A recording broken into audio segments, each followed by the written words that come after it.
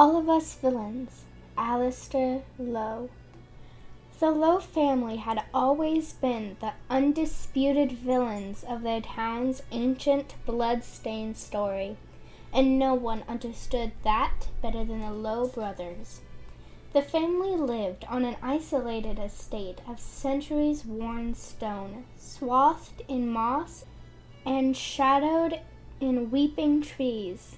On mischief nights, children from Ilvernath sometimes crept up to its towering wrought-iron fence, daring their friends to touch the famous padlock chained around the gate, the one engraved with a scythe. "Grins like goblins," the children murmured, because the children of Ilvernath loved fairy tales, especially the real ones.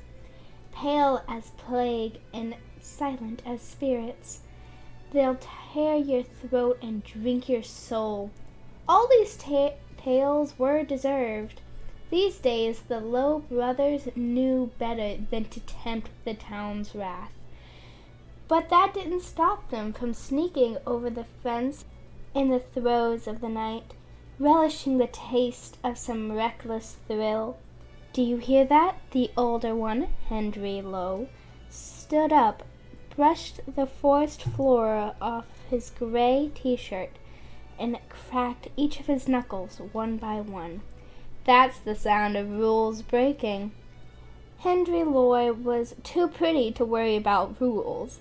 His nose was freckled from afternoons napping in the sunshine. His dark curls kissed his ears and cheekbones, overgrown from the months between haircuts. His clothes smelled sweet from morning pastries often stuffed in his pocket. Henry Lowe was also too charming to play the villain. The younger brother, Alistair, leaped from the fence and crashed gracelessly into the ground. He didn't like foregoing the use of magic, because without it he wasn't very good at anything, even actions as simple as landing. But tonight he had no magic to waste. "Do you hear that?" Alistair echoed, smirking as he rose to his feet. "That's the sound of bones breaking." Although the two brothers looked alike, Alistair wore the Lowe features far differently than Henry. Pale skin from a lifetime spent indoors, eyes the color of cigarette ashes, and a widow's peak as sharp as a blade. He wore a wool sweater in September because he was perpetually cold. He carried the Sunday crossword in his pocket because he was perpetually bored. He was 1 year younger than Henry, a good deal more powerful, and a great deal more wicked. Alistair Lowe played a perfect villain, not because he was instinctually cruel or openly proud, but because sometimes he liked to. Many of the stories whispered by the children of Ilvernath came from him. "This is a shitty idea," Alistair told his brother. "You know that, right? You say that every time." Alistair shivered and shoved his hands in his pocket. "This time is different. 2 weeks ago, the moon in Ilvernath had turned crimson, piercing like a fresh wound in the sky. It was called the blood moon, the sign that after 20 years of peace, the tournament was approaching once more. Only a fortnight remained until the fall of the blood veil, and neither brother wanted to spend it in the hushed, sinister halls of their home. The walk downtown was long. It was a waste of magic to drain a here-to-there spell ring this close to the tournament, and they couldn't drive. Both were lost in their thoughts. Henry looked like he was fantasizing about meeting a cute girl, judging from how he kept fiddling with his curls and smoothing the wrinkles on his sleeves. Alistair was thinking about death, more specifically about causing it. The gloomy stone architecture of Ilvernath had stood for over 1,600 years, but in the last few decades, it has been renovated with sleek glass storefronts and trendy outdoor restaurants. Despite its distorting maze of cobbled one-way streets, questionable amenities, and minimal parking, the city was considered an up-and-coming spot for art and magic scene. Not that the seven cursed families of Ilvernath paid much attention to the modern world, even if the world had recently begun paying attention to them. The Magpie was the boys' favorite pub, although no one would guess that from how infrequently they visit. Determined to keep their identities concealed and their photographs out of the papers, Alistair insisted they vary the location for their nighttime excursions. They couldn't afford to become familiar faces. They'd been homeschooled for that very reason. The way their grandmother talks, one whisper of their name and the city would be raising their pitchforks. Alistair looked grimly upon the Magpie, its sign a dark shadow in red moonlight, and wondered if the trouble was worth it. "You don't have to come inside," Henry told him. "Someone needs to watch out for you." Henry reached underneath his t-shirt and pulled out a piece of quartz dangling on a chain. The inside pulsed with a scarlet light, the color of a spellstone fully charged with high magic. Alistair grabbed Henry by the wrist and shoved the stone back beneath his shirt before someone noticed. "You're asking for trouble." Henry only winked at him. "I'm asking for a drink." Magic was a valuable resource throughout the world, something to be found, collected, and then crafted into specific spells or curses. Once upon a time, there had been two types of magic: frighteningly powerful high magic and plentiful, weaker common magic. Throughout history, empires greedily fought for control of this high magic supply, and by the time humanity had invented the telescope and learned to bottle beer, they had depleted it entirely, or so they believed. Hundreds of years ago, 7 families have clashed over who would control Alvernath's high magic, and so a terrible compromise was reached, a curse the families cast upon themselves, a curse that had remained a secret until 1 year ago. Every generation, each of the 7 families was required to put forth a champion to compete in the tournament to the death. The victor would award their family exclusive claim over Alvernath's high magic, a claim that expired upon the beginning of the next cycle, when the tournament began anew. Historically, the Lowes dominated.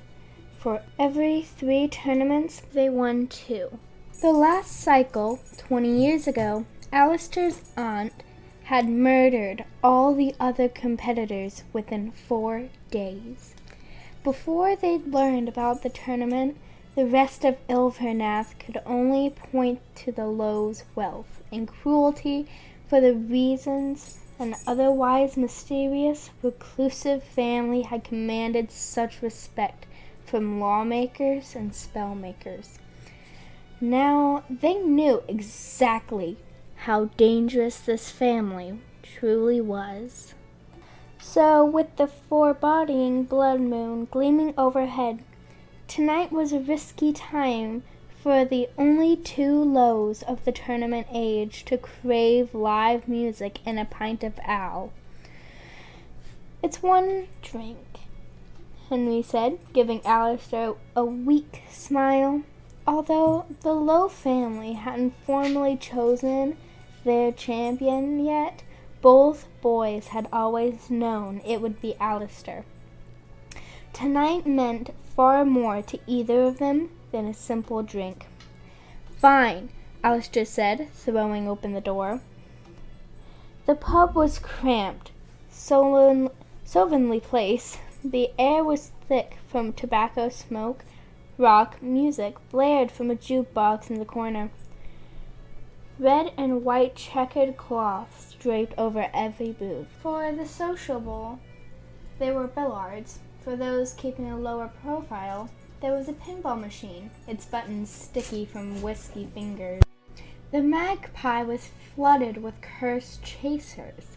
They've traveled the world to gawk at the magical anomalies like almanacs, such as the curse of the Oxida that left the whole town asleep for nearly a century, or the curse on the ruins of Molor sur Olin that doomed trespassers with a violent death in exactly 9 days' time.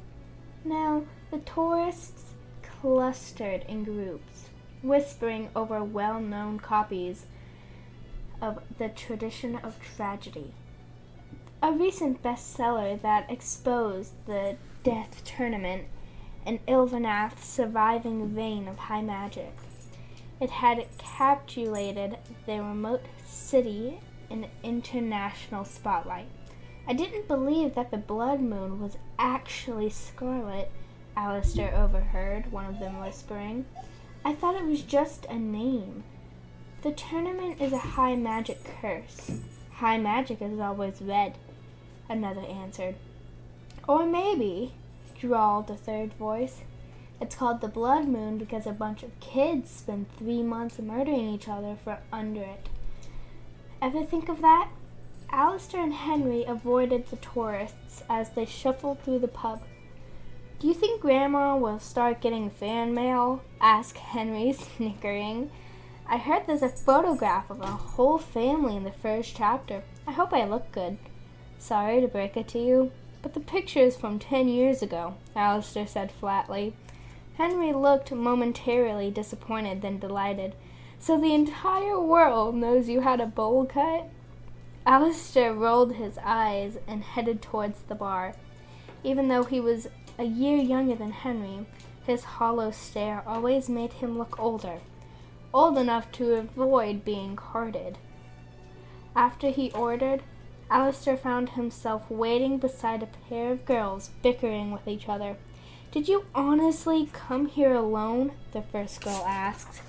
She smelled strongly of cheap beer, and like all the other patrons here, she wore crystal spell rings on each finger that glowed white with common magic. Alistair guessed they were filled with simple spells. Hangover cure, zit-zapper, matchstick, whatever suited Friday night pub crawl. Of course not, the second girl said, smoothing down her violently red curls. My friends are over there. She gestured vaguely to the entire bar. I thought so, sneered the tipsy girl. You're famous now, you know. There's a picture of you on every single cover of my mom's magazines. You're wearing sweatpants. It's been known to happen on occasion, the red-haired girl grumbled. I heard the Darrows have chosen now, too. That makes 3 champions so far. Carberry Darrow, Eleanor Payne, and you. The first girl smiled viciously in the kind of way that made Alistair guess the girls had been friends. But no one wants to see the magic slins win. Alistair realized it now. He recognized the red-headed girl. She was the magic slin who had been announced as champion months and months before the blood moon had appeared. And the paparazzi had branded her the face of the tournament ever since. Alistair wasn't surprised that the magic slin would stoop to such desperate grabs for attention. His grandmother always described them as bottom feeders of the 7 families, willing to use unsavory methods for even a taste of power. But the magic slin girl's designer handbag and pretty face didn't give the impression of someone who would have to fight for attention. And at their words, several of the curse chasers stared, and the Magicland girl cleared her throat and turned back to them. Well, I don't care what people think of me. But Alistair disagreed. No one wore heels to a dive bar if they didn't care about their reputation. The evening news already called me and the Lowe champion rivals, because I'm the one who's going to win. The tipsy girl rolled her eyes. The Lowes haven't even announced their champion yet. Whoever they are, they mustn't be that impressive. As the bartender slid Alistair his drink, Alistair fantasized about how quickly the Magicland's champion's confidence and expression would fall when he held out his hand, a ring glowing on his knuckles charged with a curse, showing her exactly how impressive he was. But there would be time for that once the tournament begun. Still, as he turned around, pints in both hands, he meets the Magicland's girl's eyes. He held the gaze for a moment, assessing each other, but not wanting to be recognized. He walked away. At the pinball machine, Henry took the offered glass and shook his head. I thought you start something. A spell shimmered around his ears. A listening, probably. I'm glad you didn't. Maybe I should have. Alistair took a sip and smiled, despite himself. He shouldn't be excited for the tournament, but he'd been groomed for it ever since he was a child, and he was ready to win. No, definitely not. What is it you say about our family? Grins like goblins, they'll tear your throat out and drink your soul. You can't help yourself. You have no restraint. Although it sounded like Henry was scolding him, his smirk said otherwise. Says the one who brought a high magic spellstone to a dive bar. Someone has to watch out for you, Henry murmured, repeating Alistair's exact words from earlier. Alistair scoffed and turned his attention to the pinball machine. Its artwork resembled the fairy tales he'd grown up with. A prince rescuing a princess from a castle, a knight riding into battle, a witch laughing over a cauldron, and Alistair's favorite, the dragon, its mouth open in a snarl. Worth 100 points if you get the pinball and struck its fangs. While Alistair inserted a coin into the slot, Henry said and changed the subject. I had a dream today. Typically one has them at night. While napping in the graveyard. Despite his charm and freckled nose, Henry was still a Lowe. He had a little villain in him. The Lowe family graveyard was his favorite place, full of vague, unnerving empaths for those who died young. Even excluding the tournament, their family had a surprisingly large amount of tragedy in its history. In the dream, you really were a monster. Alistair snorted and mashed the game's buttons. What did I look like? Oh, you look the same. Then what made me a monster?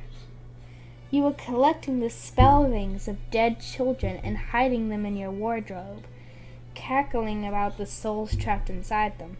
Don't be ridiculous, Alistair said.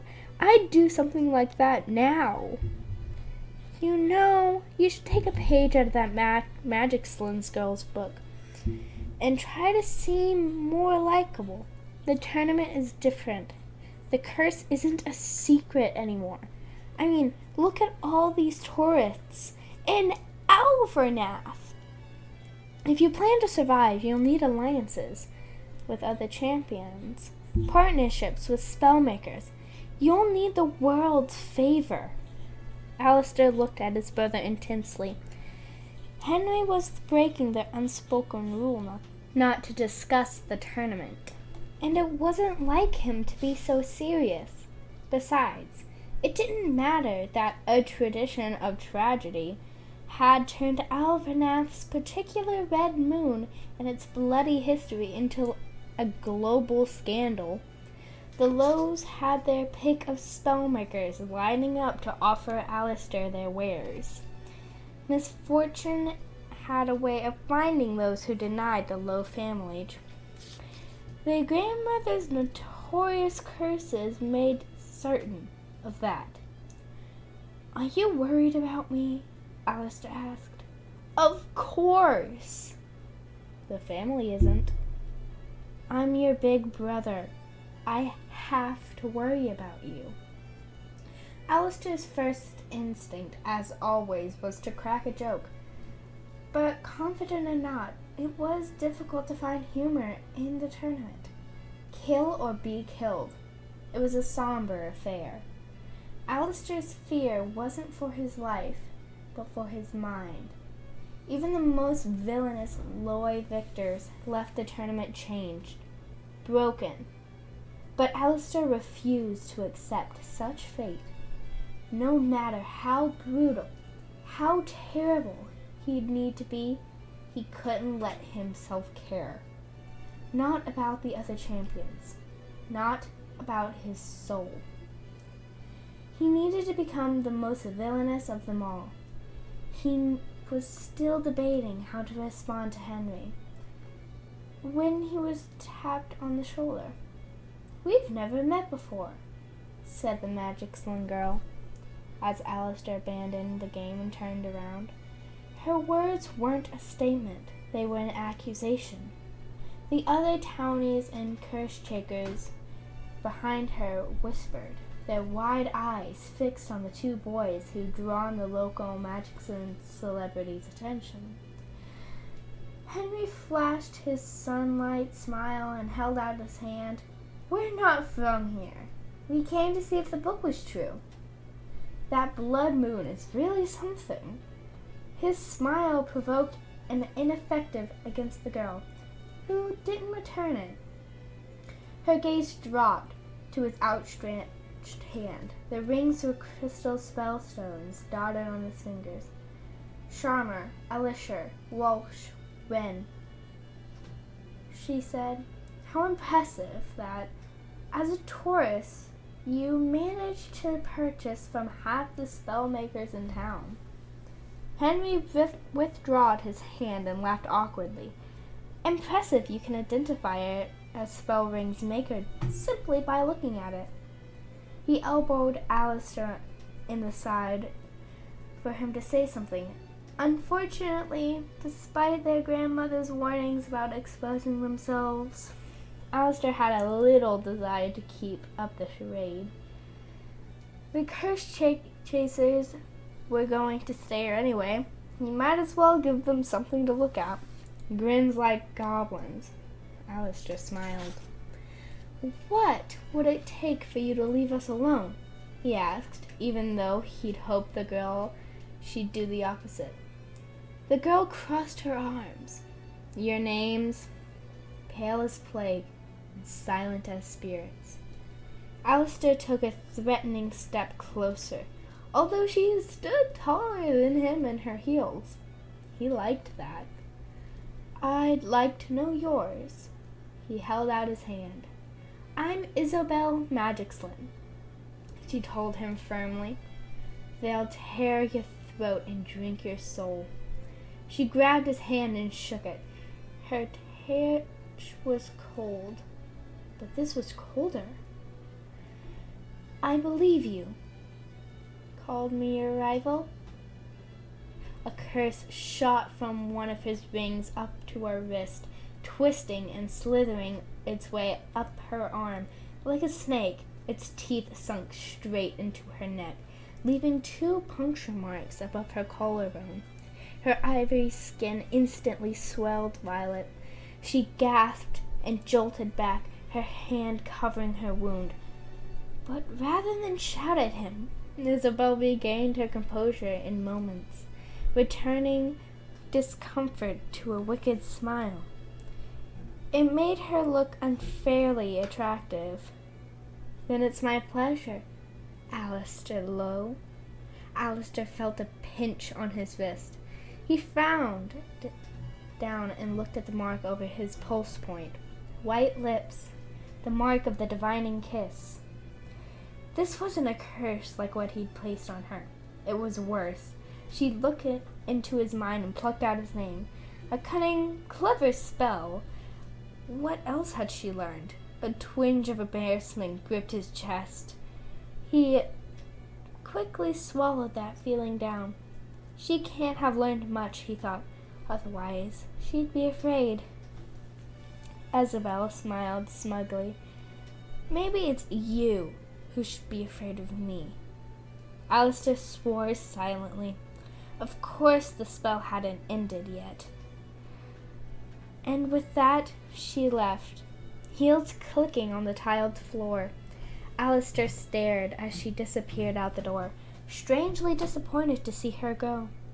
Their nighttime accusations were rarely so entertaining. Once she left, Alistair felt the gazes of the room hot against his skin. He suddenly wished he hadn't worn such a heavy sweater. He had heard a few of the whispers, terrible, heartless, cruel. Beneath the smoky haze, neon lights, those words felt more real than their family's unusual bedtime stories, harsher. He tried not to flinch. Henry pursed his lips. The asps sang, "She'll be unwell for days, and she's another champion." His brother shot him a weary look. Some might call that cheating. Alistair shrugged and finished his beer. Unlike Isabel, he genuinely didn't care what the world thought of him. She saw it coming. Otherwise, she wouldn't have shooken my hand. He tugged his sleeve to conceal the spell mark she left on him. Though he never have dreamed it. There might be another champion as cunning as he was. Almost. You are a monster, Henry swallowed the dregs of his glass and hiccuped, rotten to the core. Even though Alistair knew his brother was joking, he suddenly was no longer in the mood to laugh. I'm blushing. You're absurd. You're drunk. And from one pint of ale, no less. When Alistair turned, he came face to face with a bright flash of a disposable camera clutched in the greasy fingers of a curse chaser. Rage surged through him. The world hadn't paid Alvanav a passing thought for hundreds of years. Not its bizarre natural phenomenon, not its whispered fairy tales, not the blood splattered across the secret pages of its history. Until now. I hate that fucking book, Alistair growled. Then he seized Henry by the shoulders and steered him out of the bar. If that photo was in the papers tomorrow, his grandmother would kill him. It must have been the fury in Alistair's tone that made Henry stop once they were outside. Al, he said in a low voice, if you ever want to talk to me about the tournament, really talk about it. I'm here. I'll listen. Alistair swallowed. The Lowes had prepared Alistair for this tournament his entire life, cultivating fear and fostered ruthlessness, teaching a child to twist stories that scared him into one that he told him about himself. They didn't accept weakness from a champion. Henry was, and always has been, Alistair's only confidant. Alistair wanted to win the tournament for many reasons. He wanted to survive, of course, and wanted to make his family proud. He wanted to return to his brother for nights like this one, drunken pinball and shared secrets at a local pub, pretending to live the life of normalcy they never had. But most of all, he hated to imagine his brother grieving him. They had never been without each other. I will talk to you, Alistair murmured, but not tonight. There was no need to spoil this rare night of freedom, especially when it could be their last. "If that's what you want," Henry answered. Alistair grinned mischievously. "What I want is another round. Let's go find another pub, one with fewer tourists." And so, 2 hours later, their heads buzzing and the white kiss still stained on Alistair's wrist, the Lowe brothers returned to their bleak estate. Each one, in very different ways, dreamed of death.